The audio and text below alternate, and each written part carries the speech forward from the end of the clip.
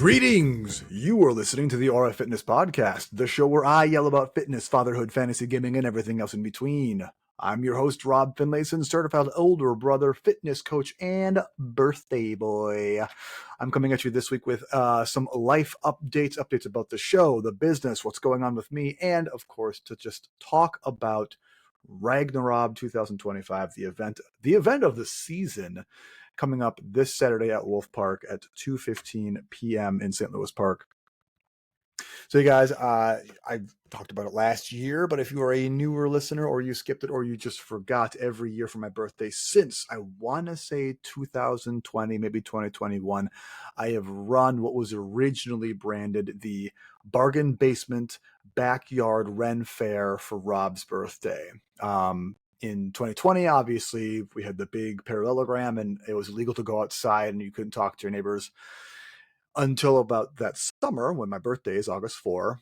It's like you can gather outside, but don't look at each other too hard was the law of the land. And so I wanted to get all my friends together so I could like see human beings again who like don't live in my house anymore. And we got all the friends together and like I love a theme party and I love this nerd shit. And I used to love the Renaissance Fair. I haven't been in like 15 years or so. It's just kind of an enormous pain in the butt to get out there and very, very expensive.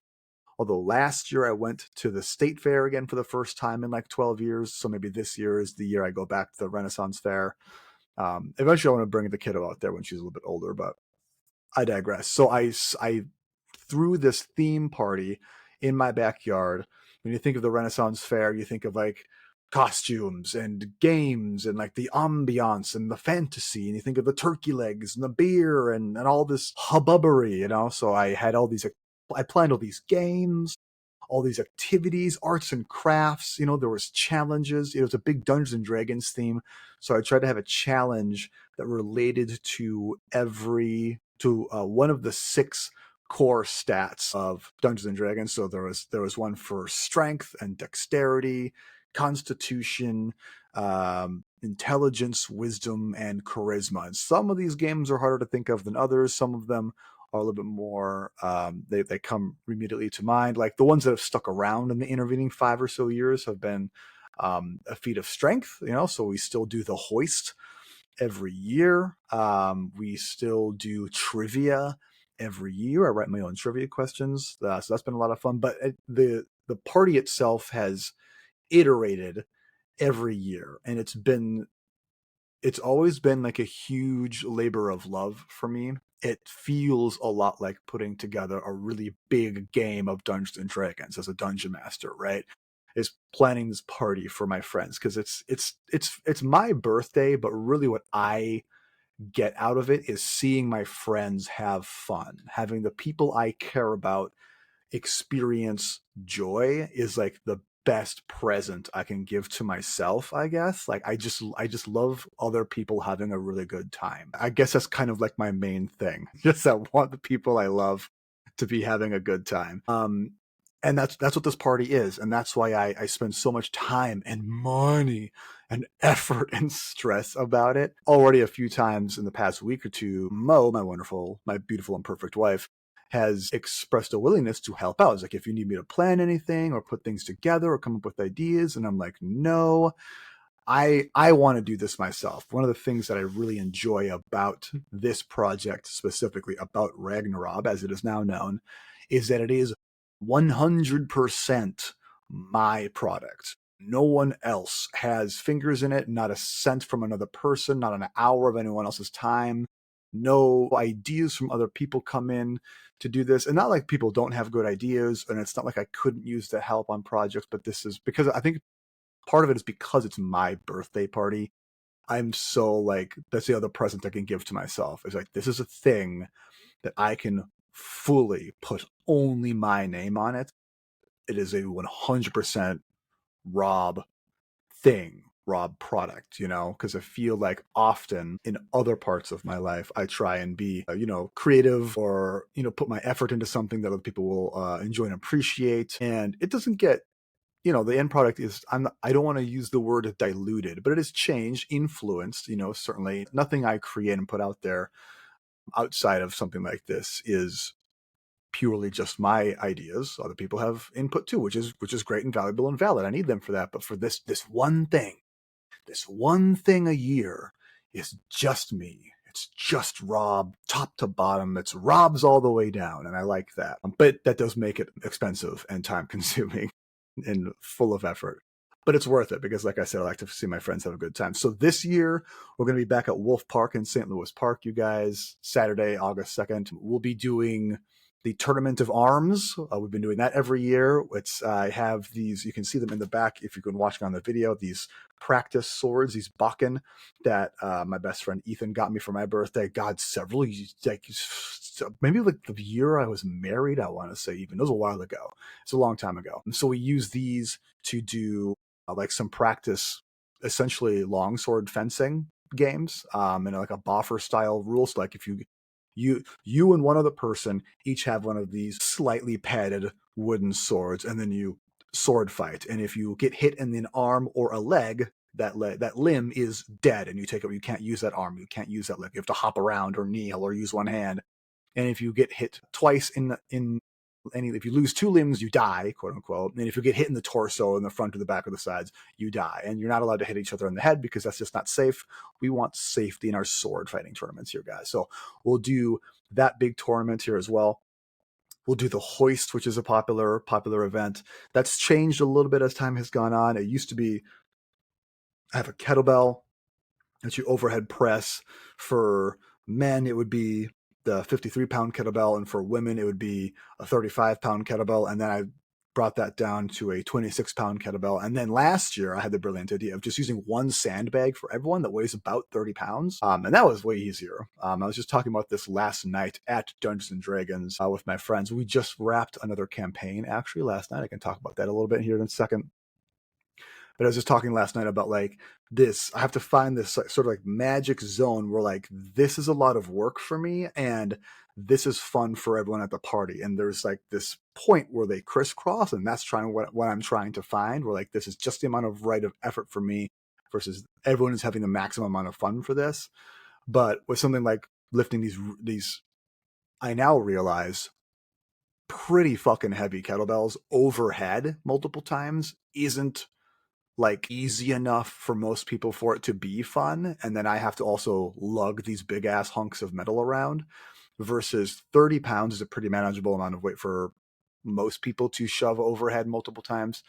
Yeah. So the idea is you spend 30 seconds repping out overhead press with this weight, and then whoever has the most reps obviously wins. And when there's a male and a female winner, I make medallions. I went to the store and got these wooden, I guess they're coasters, really, these wooden coasters. I paint them gold, drill a hole in the top and make a medallion of it, and write on the front in Sharpie, like best hoister or like most hoisted, strongest man, strongest woman at the party sort of thing. And that's fun. Actually, I have friends who, my friend Katrina, who's a jiu-jitsu black belt now, has done many jiu-jitsu competitions, and she's won the hoist twice, 2 years in a row now. And she tells me that she keeps her medal next to her jiu-jitsu tournament medals. So it's a pretty big deal, guys. It's pretty legit. It's a pretty big deal. So that's another thing that I have fun. And the big thing that is always a lot of effort for me, but I think really hits that sweet spot of like my efforts to your enjoyment, is the team trivia, where I just write these trivia questions, and they're all about all sorts of things. In the early days of RagnaRob, back then, the Rob Fair, Robison's Festival, I think I called it, I would have 18 questions, which is a lot, because there were 18 named skills on the Dungeons and Dragons character sheet. So it's you can tell there's a big D&D like theme on it. And I've kind of moved away from that like really explicit theming, just because it's easier to do other things in different ways. So that's what I'm doing right now. So now we're looking at like 11-ish questions I think I have written right now. I might add some more as we go, but I think that's a pretty good sweet spot. So we do pub style trivia on that, and then whatever team wins that, they get to have some of the prize. I need to figure out a lot of these prizes. So top prizes is going to be some free personal training with RF Fitness, because this event is brought to you by RF Fitness. You know, your ideal virtual, online, and hybrid fitness coaching for busy grown-ups just like you, blah, blah, blah. You get the idea. You've listened to that. In fact, here's one right now. Gosh, I feel really achy today and tired as heck. I know I should exercise more, but I just can't seem to make the time and wouldn't know what to do if I could. What if I just waste my time, or worse, hurt myself? And diet? Forget about it. The kids only eat fruit paste and pistachios this week, so I'm hanging on by a dang thread. I wish I could offload all the mental load to someone with over a decade of experience helping burnt-out parents like me make small changes that lead to big differences. Well, now there is! RF Fitness is the online, in-person, and now hybrid fitness coaching service that brings simplified, no BS health and fitness information to you at your pace, built for your life, and with options to fit your budget. I have helped expecting mothers, toddler parents, busy CEOs, black belts, craftsmen, and more to set, meet, and exceed their goals since 2012. I'm actively seeking new clients for one-on-one hybrid and in-person coaching, and there's always room for more on my online personal training stable and on the team workouts. You can head to rffitness.net or click on the link in the show notes to learn more and schedule your free consult with me today. So if that sounds like fun to you, those events, the hoist, the tournament of arms or sword fighting, and of course team pub style trivia, I invite you to come down this weekend at 2:15 p.m. to the Wolf Park building enclosure at Wolf Park in St. Louis Park. I am getting some donuts from Angel Food. They're a donut store bakery in St. Louis Park. Who have really great stuff. I'll be baking a number of my own protein muffins, which sounds like a yucky thing to have at a birthday, but I'm going to put frosting on them anyways. So we'll have another dozen little treats. There's going to be other snacks, juice boxes, flavored waters, whatever for the kids and stuff like that. Unfortunately, because it's at a public park, they don't allow any alcohol in the scene, which, as time has gone on, this has become a more and more like family-focused, family-friendly event, which is its own thing. I've often played with the idea of having like an after party, like a couple people come over to the house or go to a bar or something like that afterwards, and then we have drinks. But that requires just a lot more effort on my part because, again, I'm doing the entire party. I'm hosting it. I'm doing the games. I'm keeping score. I'm making sure everyone is taken care of. Mo, God bless her heart, usually kind of just champions up and takes care of the kiddos during that time, making sure they're, taken care of on the playground or they have their games. This year we'll have, I made coloring sheets, printed out a bunch of those. There's going to be an activity sheet where you design your own 5-room dungeon. So I have like 5 little cells on there and some instructions like, this is a dungeon. You need to populate it so that adventurers can have fun inside. Your dungeon should have like a monster to fight, a secret to discover, a treasure to win, and like someone to talk to and stuff like this. And the kids can, I tested this out with Olivia, and obviously she's probably a little bit biased. She had a great time drawing little pictures of monsters and making puzzles and stuff in there. And like I said, other coloring pages with like gnomes and fairies and unicorns and knights and whatnot. A big activity that I'm excited for that I plan on this year is making magic wands. So obviously we're in a park. There's sticks all over the place. I'm going to try and collect some myself just to bring just in case, but I got all these ribbons and like little bells and bits of string and things like that, because Olivia had done this craft somewhere else, I forget where you just take like a stick and you wrap a bunch of junk on it, and it's a magic wand now, hooray! It's bright and it's colorful and it makes sounds and you can take it home, whatever. Cool. Kids love crafts, right? So that's what that's about.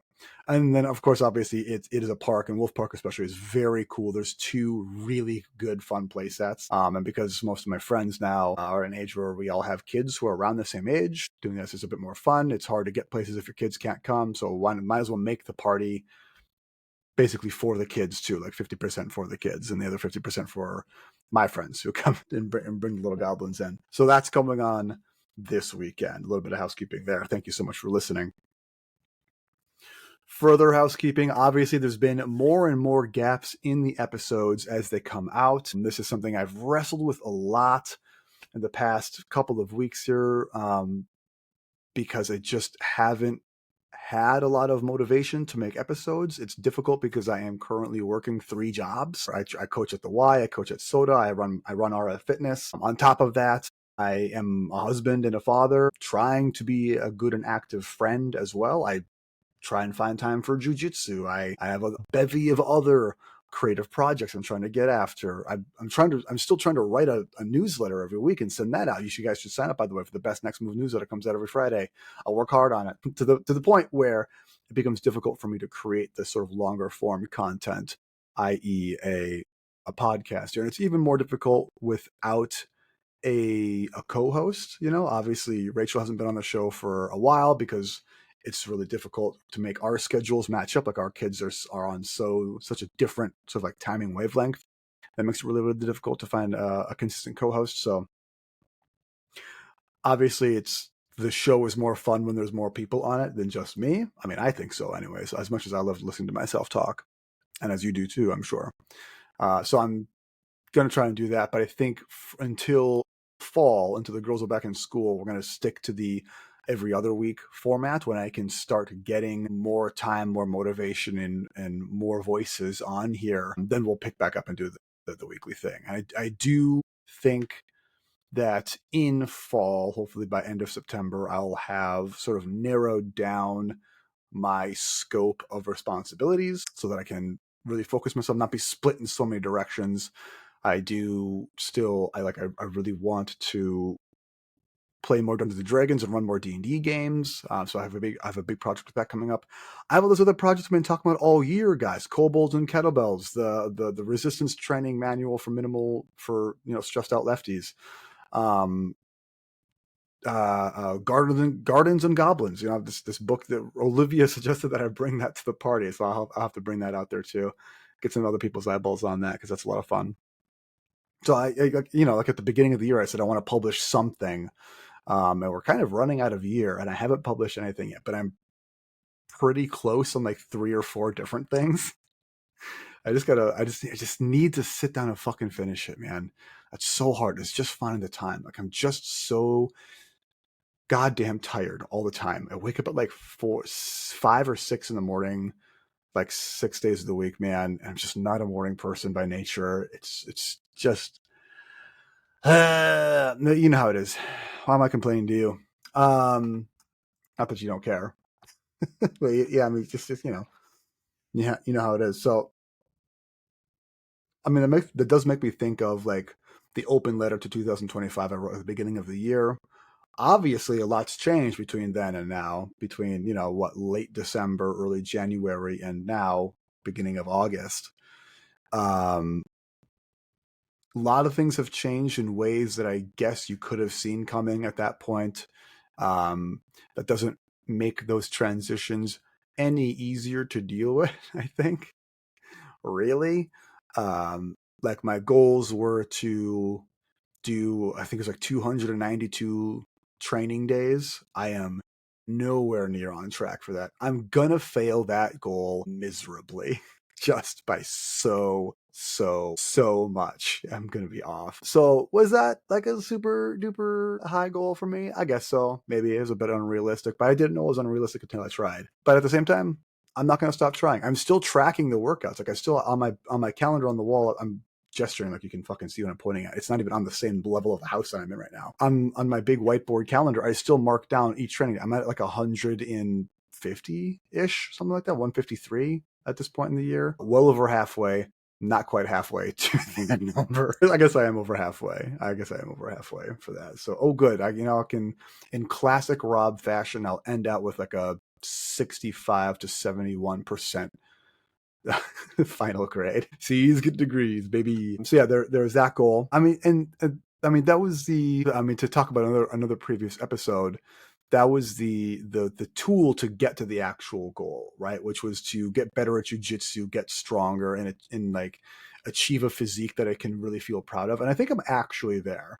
I am physically stronger now, testing out some of the more traditional lifts when I first got back to the Y with my bench press and my power clean, the barbell.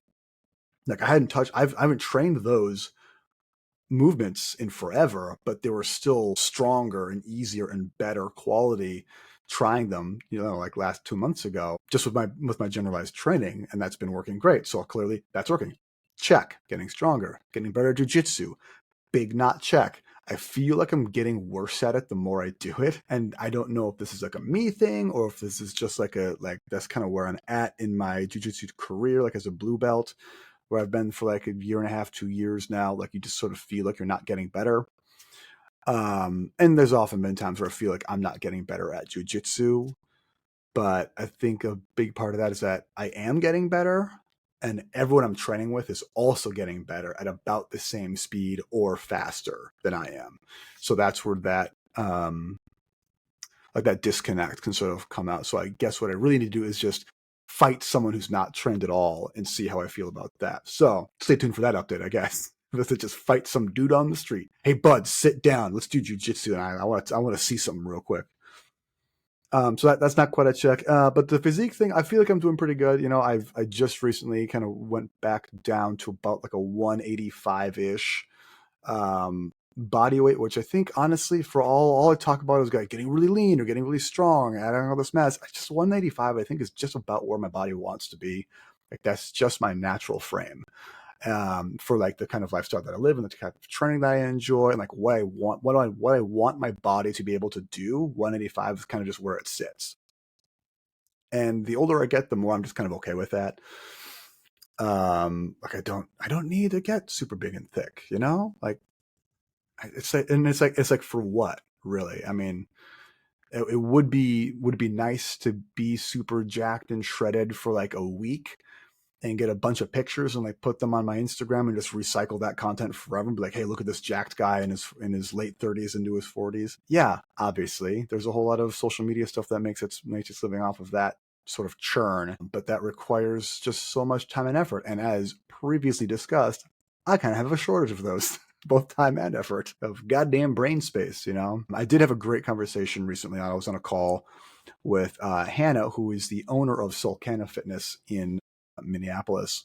Great gym, very, very cool. I really recommend you check them out if you're looking for a woman-owned, like very queer-centered space for fitness. Like their mission is so crystal clear and like broadcast so loudly. That was one of the things that really, really attracted me to this gym. And anyway, I had a great Zoom call with her a couple of weeks ago talking about more inclusive coaching practices. I'll be joining some coursework on how to be a more inclusive coach, how to practice it, what that looks like, what it means for you guys, essentially, for you listeners and clients out there, for, keeping in mind, like I'm at the end of the day, I am just like a cis het white guy in fitness. It's like, when is my moment going to be?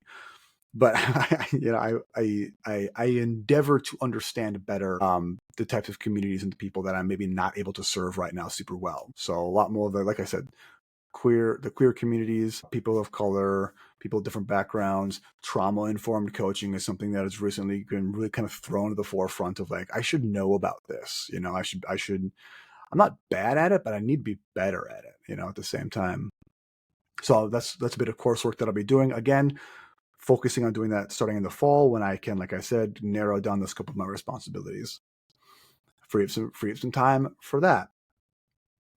Because I need to be continuing my education to keep my my job. I need these CECs, these continuing education credits. But yeah, I had a great conversation with her about sort of basically marketing and like the business model itself and like how I run things, and my price points really was a thing that came up, and she had some really strong input and really helpful suggestions for me about like, like are you getting what you're worth out of RF Fitness, basically? It's kind of like, not really. I'm not. I've always sort of, I guess, told myself I could make a lot of money with RF Fitness if I just put in more effort with it. But the fact of the matter is I am putting an effort in it, and I'm still making basically nothing from it. Whoops. Because essentially I'm undercharging myself. I'm undercutting myself. Like if I were to hire a coach who does what I do with the amount of experience and speciality and level of service that I provide, I would expect to pay a lot more than I am charging for people. And a big reason that prices are like essentially poverty wages for myself is because most of the people in my life who I think about as like my, the client avatar is what you would say, but like the quote unquote my people who I want to help don't have a ton of like extra money just laying around for a luxury service like fitness coaching, like fitness training. And I really like that's the people I want to help. Busy parents. If a busy parent has a shortage of two things, it's time and money. I can help with the time thing. The money thing has got to be its own thing. And that's why my prices, I guess, have been so, to use the word, bargain basement compared to a lot of other coaches who have the same level of experience or less than me. Those guys start there charging double, triple what I do, and they do an objectively way shittier job at it. I've said before, I'm good at this. That's why I've been doing it for 12, 13 years now. I'm passionate about it. I care a lot. And all those things roll into itself. Like I care a lot because I'm passionate. I'm passionate because I'm good at it. I'm good at it because I'm passionate and I care a lot about it. All those things put together with over a decade of experience, like is Rob more valuable than what he's giving? And with this conversation I had with this successful business owner, someone who's doing this coaching stuff, she was really dragging me, kicking and screaming over the line of, yes, you need to change your price points. So that's going to be coming up in probably the new year. Quest groups, there's a word you haven't heard for a while, because I haven't been running it for the past 2 seasons because I've been too busy, too stressed out. I have not had the headspace for it. I want to continue to run quest groups, much like RagnaRob. I will continue to iterate upon it. I'm looking at a new model for it where instead of 8-week long cohorts with like a week or two break in between, I'm looking at running it continuously throughout the year in programming blocks in like 3-month long things with different payment plans where you can do a month to month or a 3-month batch and still keeping the cadre down to like maximum of 10 people, because I do still plan on doing the more or less individualized coaching. I think with what I want to accomplish, like what I want quest groups to do to affect is still this small group thing. So we're still looking at like a basic, how do I explain this? If you are in the fitness scheme, what I'm talking about is a macro cycle over the course of the year, a meso cycle of 3 months, and a micro cycle of week to week and session to session, right? If you don't work in the industry that I've worked in for over a decade, what that means is over the course of the year, there are pre-planned kind of phases of training. And like the whole course of the year, the big goal is to become stronger and more athletic. That's our umbrella goal, let's say. I'm going to hammer down on that a little bit as we go. And then doing seasonal, winter, spring, summer, autumn is how I want to kind of break up these training blocks. So 3 months, however many weeks that is, 12 weeks, 12 weeks. I knew that. That's basic math. 12-week long training blocks. And in winter, we're looking at fundamentals or foundations. Then we look at like strength training or like cardio or aerobic base training. Then we look at like strength and power. Then we look at like, I don't know, something like speed, or performance basically. And then you click that back over again to the next year into winter again when we look at the foundations again. So that's the idea I'm having. And like you do a constant month to month thing, or you can play every 3 months for a different block. I have to find out what those prices are going to be, but I just want this to work so badly, you guys. I was talking to Mo about it and how just frustrated I feel at work a lot for a variety of reasons. And she said, like, I just really wish RF Fitness would take off more for you because of, like I said, it's like my whole thing with RagnaRob. Like I want to do things this way. I want this to be my thing. Like I enjoy working at the gyms where I currently work. I love working with the people. They're very cool, but it's not mine. It's not my vision. It's not my mission. It's not my people. It's not what I like. I don't know. Is it like a mental illness where like I have to put my personal mark on things that I do? Is it and like am I just arrogant? Is that what this is? Like why do I feel so driven to create things that I can be proud of? Is it weird to think that that's weird? I don't know, man. Psychologists, therapists get at me in the chat. What's wrong with me? Why do I need to be proud of things that I do? Yeah, so that's the housekeeping for the business. Let's see what else. Other life updates that might be interesting to people. Olivia's doing jujitsu now. I bring her there out for me once a week on Friday nights out at M Theory again in St. Louis Park. If you are in the West Metro area and looking for probably some of the best jujitsu coaching you'll find, they have a really excellent program out there. Olivia's been doing it now for 3 weeks, I think, and she's just loving it so hard, man.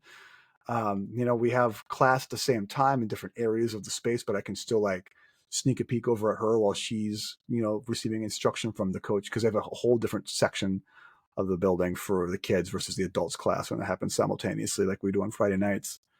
Like I'm getting my stuff done, so I'm getting a little bit of a workout, having fun with the other white belts because mostly white belts at that time of night, so the essentials class.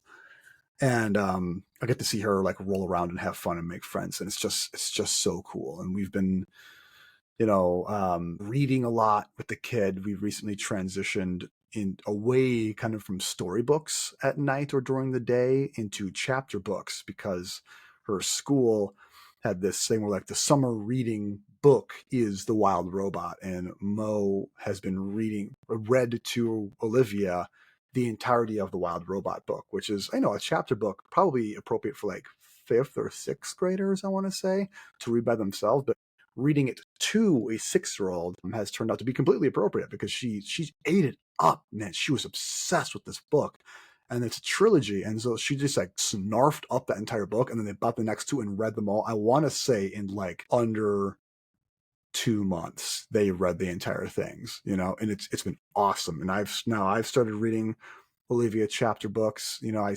tried reading to her out of the Magic Treehouse series. Not interested for whatever reason. I don't know why. She doesn't seem to be super into it. So I dug around some of Mo's library that she has from previous years. As a teacher, you just collect books, as it turns out. It's sort of like a dragon. You hoard them now. But there's this novel by William Steig, who's one of my favorite children's authors, called Abel's Island, about a mouse who gets marooned on an island somewhere on accident, and kind of his survival story there.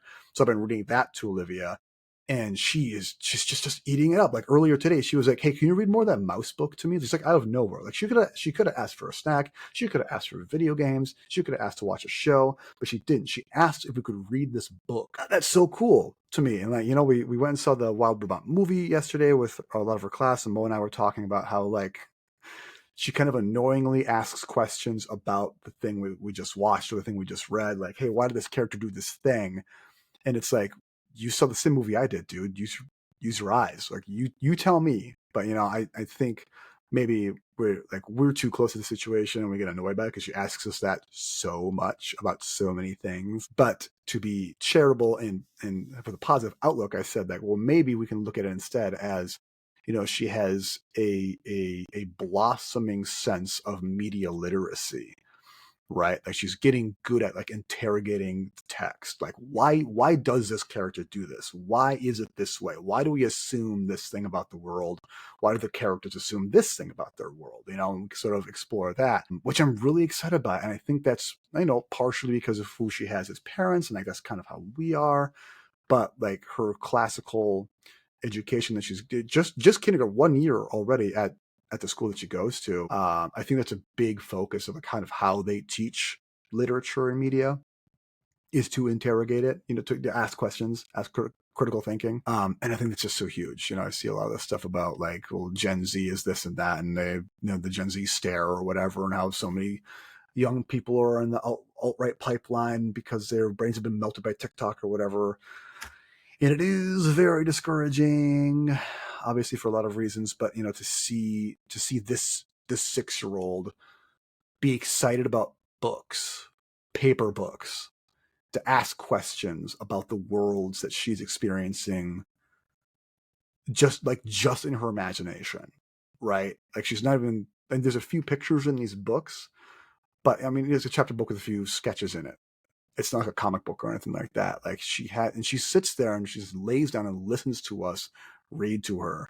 And like you can like see the gears turning in her brain. And that is just so incredibly cool and so rad and very, very rewarding. So I guess thank you to her school and to my beautiful, perfect wife, Mo, for really encouraging us to read. I wouldn't have thought to read chapter books to a 6-year-old. But if you got a kid around the same age, I'd, give it a shot, man. If it's a book that I think is like appropriately to be read like a 4th to 6th grader, you can probably read that book to your kindergarten or 1st grader and they'll get something out of it. As long as, I asked her, I was looking for more books to read her. And I was like, yeah, I could start reading you The Hobbit if you want. And she was like, no, I don't want to do that. And I was like, you know what? You're right. I don't want to read you The Hobbit either right now. That's a lot. I don't want to sing those fucking songs. Tolkien's got cool with the songs. That's my Tolkien hot take. Anyways, that's about it, guys. I think I filled out just about 20 to 30 minutes here of household updates. I have nothing else for you right now other than hit me up. Come, please come to my birthday party. This has been the RF Fitness Podcast. Yeah, I'm available for online coaching a little bit. To find out if it's right for you, you can head to rffitness.net. That's rffitness.net, and then scroll to the bottom of that page, see what the kind of coaching that I offer for now. That is about to change. So if that sounds attractive to you, hop on now and you can get grandfathered into whenever I make these changes in the business model. You can do the client application there, of course, to kind of figure out what's going to work best for you, and just hit join the party to jump into our community Discord server for free. Our theme music is Funk AF, as ever, by Everett Allman, distributed by YouTube Studios. Thanks for listening, guys. And as always, keep questing. How many chains can I get? 8.